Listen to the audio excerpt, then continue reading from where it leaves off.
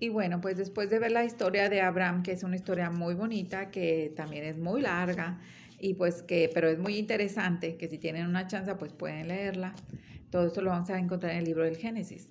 Entonces ya después de ahí, pues vemos cómo el pueblo de Israel se va a Egipto por medio de José.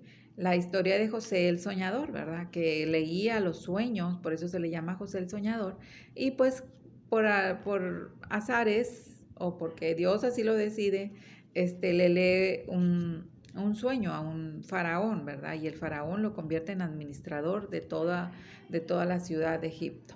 Entonces, por cosas de que van sus hermanos, se reconcilian con José, él les permite que todos los judíos o los israelitas vayan y vivan en Egipto. Cuando los israelitas empezaron a ser muchos, e inclusive más que los egipcios, pues entonces los agarraron como esclavos. Entonces ellos estaban de esclavos en Egipto. Y es ahí donde viene la historia de Moisés. ¿Por qué? Porque el pueblo judío clamaba a Dios de que lo sacara de esa esclavitud. Entonces vemos cómo viene la historia de Moisés y cómo Moisés se le presenta ante el faraón y el faraón no los quiere dejar salir y pues vienen las plagas. Entonces vemos que hasta la última plaga, que es la de los primogénitos, cuando mueren todos los primogénitos, es cuando el faraón accede a dejar salir a los israelitas. Entonces vemos cómo el pueblo sale de Egipto, cómo cruza el Mar Rojo, cómo está en el desierto por 40 años, cómo la generación o las generaciones que salieron de Egipto no alcanzan a llegar a la tierra prometida.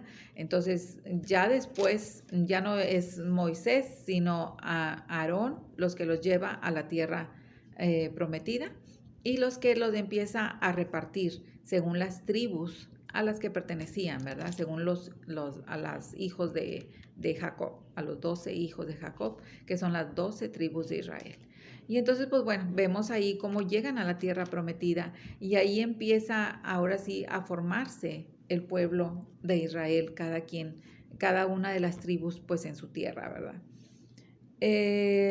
Sin embargo, el pueblo al verse, si nos vamos a la historia por ejemplo, en el desierto, vemos también cómo en el desierto, cuando Moisés sube al monte Sinaí, que le dan las tablas de los mandamientos, vemos cómo baja Moisés al pueblo y ya habían hecho un becerro de oro. Entonces, cómo ahí desobedecen. Y luego están desesperados, no tienen que comer y le empiezan a reclamar a Moisés. Oye, pues nos hubieras dejado allá en Egipto, allá por lo menos teníamos que comer. Y entonces Dios hace que les llueva el maná y que caigan codornices para que tengan que comer. Entonces era un pueblo que si no le daba lo que quería, renegaba. Se enojaba, se molestaba y pues ahora sí, pues ¿dónde está tu Dios? Nos hubieras dejado allá, etcétera. Entonces constantemente el pueblo reniega de Dios. ¿Por qué? Porque no tienen lo que ellos creen que se merecen o lo que ellos creen que deberían de tener, ¿verdad? Entonces llega lo que les explicaba de cómo empiezan a repartir las tierras y entonces empieza a haber ya profetas. Es cuando vamos a ver los libros de profetas, que donde están anunciando ya que va a venir ese Mesías, ese Salvador que fue anunciado desde el libro del Génesis. Entonces vamos a ver cómo los profetas empiezan a anunciar que va a haber ese Mesías y cómo la gente en lugar de convertirse, en lugar de hacer oración, de arrepentirse de sus pecados, mataba o torturaba a los profetas. Entonces, en la parte de profetas vamos a ver profetas que están antes del destierro, durante el destierro y después del destierro. Porque ¿qué es lo que pasa? Los israelitas, cada vez que se sentían autosuficientes, renegaban de Dios, se alejaban de Dios y se dividían entre ellos. Entonces vamos a ver cómo después de los libros de profetas vamos a ver los libros también de reyes, donde después del rey David llega su hijo Salomón y después de Salomón se dividen los reinos en el reino del norte y el reino del sur. Entonces, ahora sí que como dice la frase, ¿verdad? Donde el pueblo se divide, pues ahí el pueblo dividido, ahora pues es más fácil de que entren otros territorios o otras tribus, otras ciudades, y que los dominaran a ellos.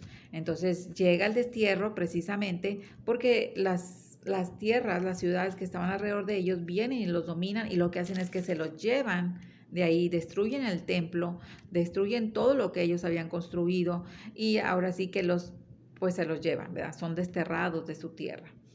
Cuando son regresados a esa tierra, ahí vamos a ver los profetas que son después del destierro, que empiezan a anunciar al Mesías para que la gente vuelva a tener esa fe, que no pierdan la esperanza de que va a venir un Salvador. Y pues bueno, ahí estamos viendo cómo ellos empiezan a tener otra vez esa fe, le piden perdón a Dios y empiezan a reconstruir las ciudades, empiezan a reconstruir los templos y pues la ciudad de Jerusalén. Entonces la gente se convierte, y vamos a ver que viene Juan el Bautista, donde empieza a decir también que ya el Mesías está cerca, que enderecen sus caminos, que se conviertan, etcétera. Ya después todo esto, digo, yo lo estoy contando en algo muy rápido, pero hay que estar consciente que esto pasó en siglos de años, ¿verdad? Entonces, esto, como les decía ahorita, es algo muy por encima, es algo que se dice muy fácil, pero realmente fue algo muy pesado, ¿verdad? Algo que llevó muchos cientos de años. Entonces, ya después que el pueblo está esperando a ese Mesías, que sabe que va a venir un Salvador, que tiene la esperanza de un Salvador, ahora sí viene la plenitud de los tiempos.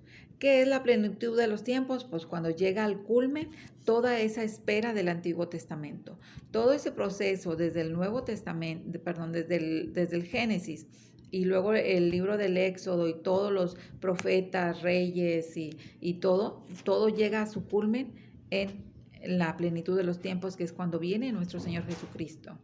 Se encarna de la Virgen María, se hace hombre y escoge a los 12 apóstoles para que por medio de ellos ellos sigan con la predicación de Jesús y nos enseñen lo que es la iglesia.